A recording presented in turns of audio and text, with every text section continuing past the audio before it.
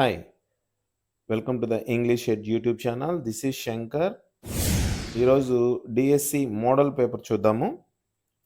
First one, choose the correct form of the verb. So కింది వన్లో correct form of the verb ఏదో ఎంచుకోవాల్సి ఉంటుంది. She dash her work before the deadline. So ఇందులో before deadline అంటే గతంలో ఒక యాక్షన్ కంటే ముందే మరొక యాక్షన్ పూర్తయింది అని చెప్పడానికి పాస్ట్ పర్ఫెక్ట్ని యూజ్ చేయవలసి ఉంటుంది. సో పాస్ట్ పర్ఫెక్ట్ టెన్స్ అని మీకు ఎలా తెలిసిందంటే బిఫోర్ ద డెడ్ లైన్, ఆ డెడ్ లైన్ కంటే ముందే ఒక యాక్షన్ జరిగింది. సో దాని యొక్క స్ట్రక్చర్ ఏంటి? హ్యాడ్ ప్లస్ వి3. హ్యాడ్ ప్లస్ వి3 ఏముంది? Fourth one, had finished. So she had finished her work before the deadline. Deadline కంటే ముందే తన వర్క్ని పూర్తి చేసింది అని అర్థం. Next, identify the correct sentence.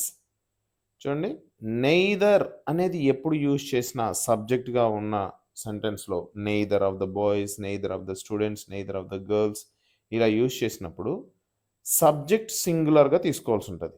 So subject singular అయితే వర్బ్ ఏమవ్వాలి? ఆబ్వియస్లీ సింగులర్ అవ్వాలి. So neither of the boys, ఇక్కడ బాయ్స్ అనేది ప్లూరల్ అయినప్పటికీ నెయిదర్ యూజ్ చేసాం కాబట్టి సింగులర్ అవుతుంది. సో హ్యావ్ ఇది ప్లూరల్ వర్బ్, ఇది కాదు. Neither of the boys has done his work, ఇది సింగులర్ వర్బ్, ఇదే right. Neither of the boys were అనేది ప్లూరల్ వర్బ్, సో ఇది wrong. Next, neither of the boys have, ఇది కూడా wrong. Answer is B. Neither of the boys has done his work అంటే ఆ ఇద్దరు అబ్బాయిల్లో ఎవరు వాళ్ళ పనిని పూర్తి చేయలేదు అని. Next, change the following into indirect speech. కింది దానిని ఇండైరెక్ట్ స్పీచ్లోకి మార్చండి. అంటే ఇది డైరెక్ట్ స్పీచ్లో ఉంది, దీన్ని ఇండైరెక్ట్ స్పీచ్లోకి మార్చాలి. డైరెక్ట్ స్పీచ్లో ఉన్నప్పుడు ఇన్వర్టెడ్ కామర్స్ ఉంటుంది, అలాగే ఇక్కడ కామా ఉండి ఉంటుందన్నమాట. సో హీ సెడ్ తర్వాత కామా ఉండి ఇన్వర్టెడ్ కామర్స్ ఉంటాయి. సో దీన్ని ఇండైరెక్ట్ స్పీచ్లోకి మార్చాలంటే ఫస్ట్ కామాని ఇన్వర్టెడ్ కామర్స్ని తీసిన తర్వాత హీ సెడ్ దట్ అని యాడ్ చేయాల్సి ఉంటుంది. He said that.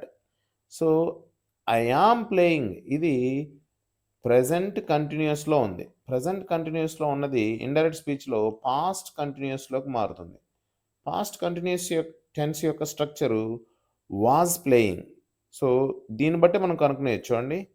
He said that he, ఇక్కడ ఐ అనేది ఏమవుతుంది? హీ అవుతుంది. ఎందుకు?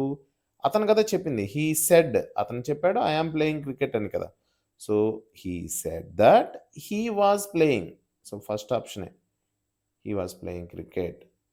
Okay, next, fill in the blank. If I dash enough money I would buy a new car. ఇది ఇఫ్ క్లాజ్ అనమాట. ఇఫ్ క్లాజ్లో ఇది సెకండ్ కేస్.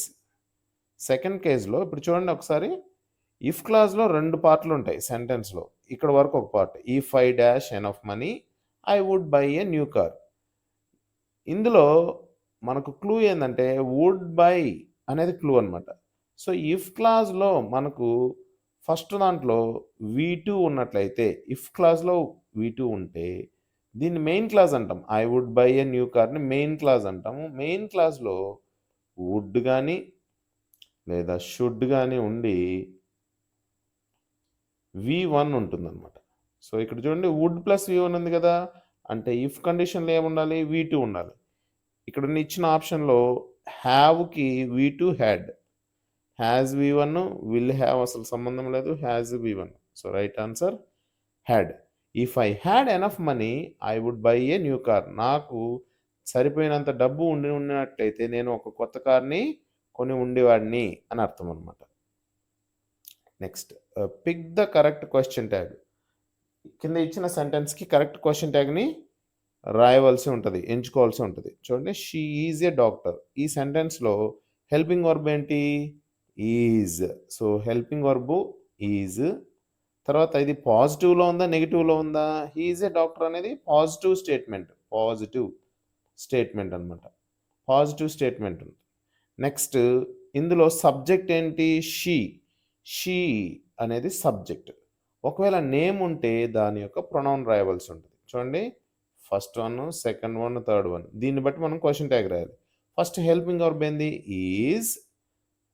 సెంటెన్స్ పాజిటివ్లో ఉంది కాబట్టి క్వశ్చన్ ట్యాగ్ నెగిటివ్లో ఉండాలి. నెగిటివ్లో ఉండాలంటే ఎన్టీ యాడ్ చేయాలి. షీ ఈజంట్, తర్వాత she isn't, she question mark, లాస్ట్లో క్వశ్చన్ మార్క్ రాయవలసి ఉంటుంది. So isn't she is the question tag for that sentence.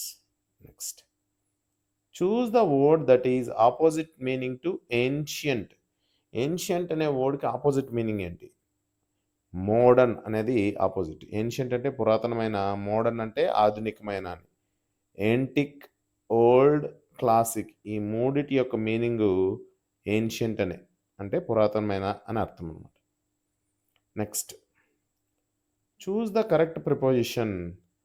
The cat is hiding the bed. Cat బెడ్కి ఎక్కడ దాక్కుని ఉంది? ఓవర్, పైన. ఓవర్ అంటే గాల్లో ఉండదు కదా, గాల్లో దాక్కదు కదా. అండర్ అంటే కింద. సో ఇది దగ్గర ఆన్సరు. బిట్వీన్ అంటే మధ్య.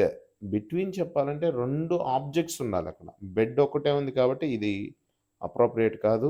ఇన్ అంటే బెడ్ లోపల దాక్కోదు కదా. So answer B, the cat is hiding under the bed. Next, identify the parts of speech of the underlined word. ఇక్కడ అండర్లైన్ చేసిన బ్యూటిఫుల్లీ అనే వర్డ్కి పార్ట్స్ ఆఫ్ స్పీచ్ కనుక్కోవాలి. She sang beautifully. సో ఈ బ్యూటిఫుల్లీ అనేది ఏం చేస్తుంది? ఆ పాడడాన్ని గురించి చెప్తుంది. ఆమె చాలా అందంగా పాడింది. సో ఆమె పాడడాన్ని గురించి చెప్తుంది. పాడడం అనేది సాంగ్. ఈ సాంగ్ అనేది వర్బ్. ఈ వర్బ్ ఎలా జరుగుతుందో చెప్తుంది కాబట్టి వర్బ్ని క్వాలిఫై చేసే వర్డ్ ఏమవుతుంది? యాడ్వర్బ్ అవుతుంది. సో బ్యూటిఫుల్ అనేది adverb. Choose the correctly spelled word. Correct spelling ఏంది? రిసీవ్కి RECEIVE, receive. So B is the right answer. Next, choose the word that is a compound word. కింది వాటిలో కాంపౌండ్ వర్డ్ ఏది? Compound word అంటే 2 words కలిసి ఏర్పడినట్లయితే దాన్ని compound word అంటారు, లేదా 2 కంటే ఎక్కువ కూడా. సో ఫుట్, బాల్ 2 వర్డ్స్ ఉన్నాయి కాబట్టి ఇదే compound word. Good, fast, beautiful అనేటివి సింగిల్ వర్డ్తో ఫామ్ అయినటువంటి words. The main aim of teaching grammar in context is to. Context అంటే సందర్భం. సందర్భాన్ని క్రియేట్ చేసి గ్రామర్ని టీచ్ చేస్తే ఏం నెరవేరుతుంది? ఫర్ ఎగ్జాంపుల్, ఒక మార్కెట్ సీన్ క్రియేట్ చేసి గ్రామర్ టీచ్ చేస్తే ఏమవుతుంది? మెమరైజ్ ద రూల్స్, గ్రామర్ రూల్స్ని గుర్తుపెట్టుకోవచ్చు. ఎనేబుల్ కమ్యూనికేషన్, మాట్లాడడం అనేది డెవలప్ అవుతుంది. కమ్యూనికేషన్ అనేది డెవలప్ అవుతుంది. అంతే కదా. ఒక సిచ్యువేషన్ క్రియేట్ చేసి గ్రామర్ టీచ్ చేస్తే మాట్లాడడం లేదంటే కమ్యూనికేట్ చేయడం అనేది డెవలప్ అవుతుంది. అదే right answer. Learn word lists, పదాలను నేర్చుకుంటారు, జరగదు. ఫోకస్ ఆన్ స్పెల్లింగ్ ఓన్లీ, స్పెల్లింగే నేర్చుకుంటారు. సో ఇది కూడా wrong answer. So B is the right answer. A teacher uses role play to help students develop. So teacher role ప్లేని ఏం డెవలప్ చేయడం కోసం యూజ్ చేస్తుంది? రోల్ ప్లే అంటే ఏంటంటే ఒక్కొక్క విద్యార్థి ఒక్కొక్క క్యారెక్టర్ని ప్లే చేస్తారు. అంటే ఒక స్టోరీలో రకరకాల జంతువులు ఉన్నాయనుకోండి, ఆ ఒక్కొక్క జంతువుని ఒక్కొక్క విద్యార్థి రోల్ తీసుకొని మాట్లాడతాడు. దానివల్ల ఏం డెవలప్ అవుతుంది? రైటింగా కాదు, లిజనింగా కాదు, స్పీకింగ్. ఎస్, ఎందుకంటే ఆ రోల్ ప్లే చేస్తున్నా అంటే ఆ రోల్ లాగా మాట్లాడాలి కాబట్టి, ఆ క్యారెక్టర్ లాగా మాట్లాడాలి కాబట్టి స్పీకింగ్ స్కిల్ డెవలప్ అవుతుంది, రీడింగ్ స్కిల్ కాదు. So right answer C. Reading aloud in class mainly helps in. గట్టిగా చదవడం ద్వారా ఏం డెవలప్ అవుతుంది? స్పెల్లింగ్ ప్రాక్టీసా? కాదు. చదవడం ద్వారా స్పెల్లింగ్ రాదు. కాంప్రహెన్షన్, అర్థం చేసుకోగలుగుతారా?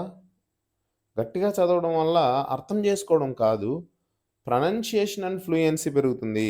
అంటే ఎలా పలకాలో, సరళంగా ఎలా పలకాలో డెవలప్ అవుతుంది. అది రీడ్ అలౌడ్ వల్ల.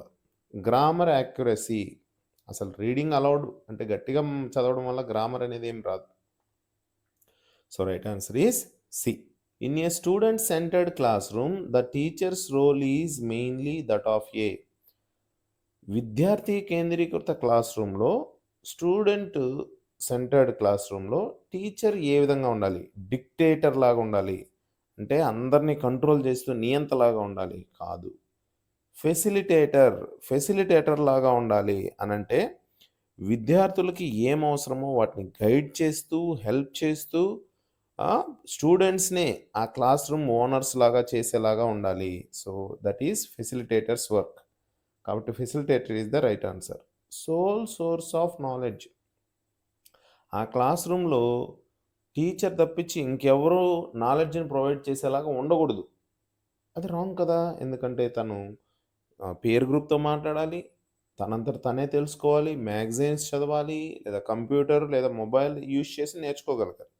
కంట్రోలర్ అందరిని నియంత్రించేలాగా ఉండాలి. ఇది కూడా wrong. So, answer is facilitator లాగా క్లాస్ రూమ్‌లో స్టూడెంట్ సెంటర్డ్ క్లాస్ రూమ్‌లో ఉండాలి teacher.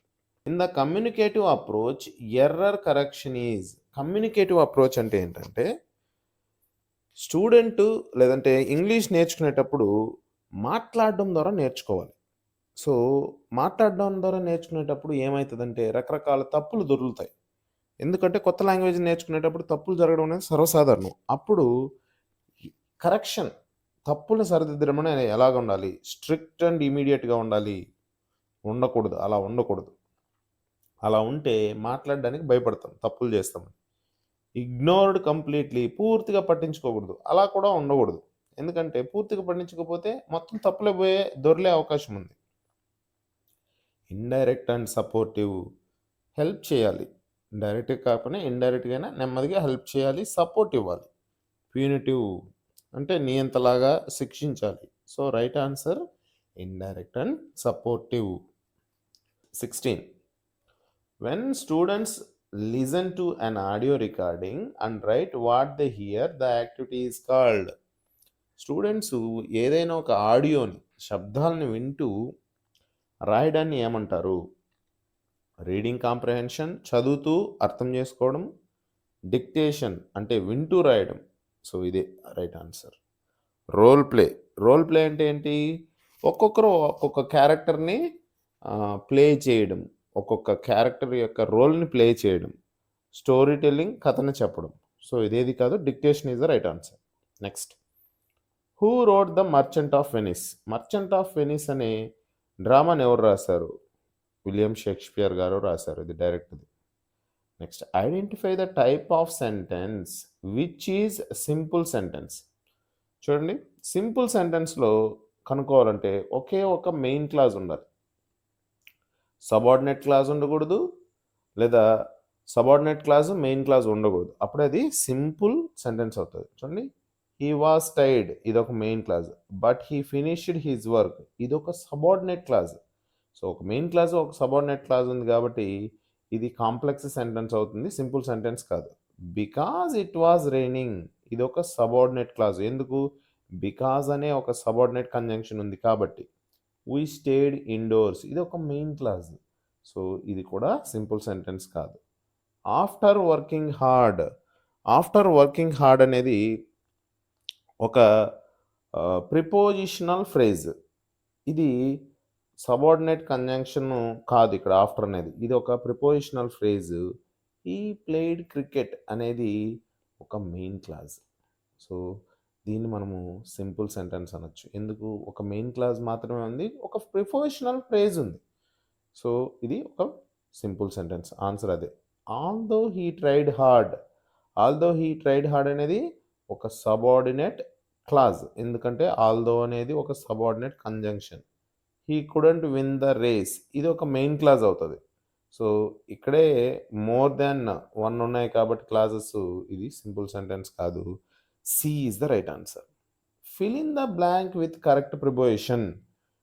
He is very good dash playing chess. ఇందులో గుడ్ అట్ అంటే ఏదైనా ఒక పనిలో మంచి నైపుణ్యం కలిగి ఉండడము, చక్కగా చేయగలగడం అని.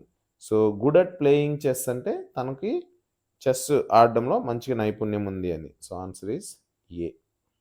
Next. The word autobiography means. Auto అంటే సెల్ఫ్ అంటే తన అని. బయోగ్రఫీ అంటే స్టోరీ అని. సెల్ఫ్ స్టోరీ అంటే తన స్టోరీ తనే రాయడాన్ని.